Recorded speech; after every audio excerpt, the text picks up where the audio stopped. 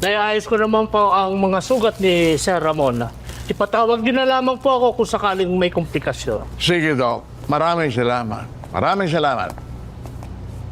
Ramon, ano ba yung sinasabi mo tungkol sa totoong tanggol?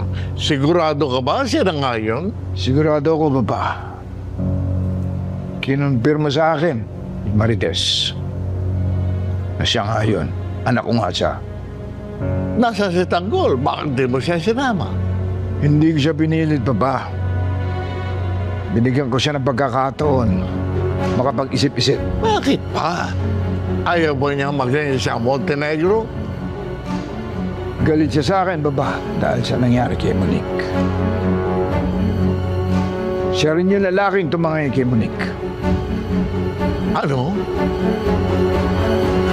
Yung anak mo, si Tanggol, ang karibal mo kay Monique? Hindi ba ilang beses na kayo magkaharap at halos magpatayan pa kayo? Kaya kailangan kong bumawi sa kanya. Maraming beses ko na siya nasaktan.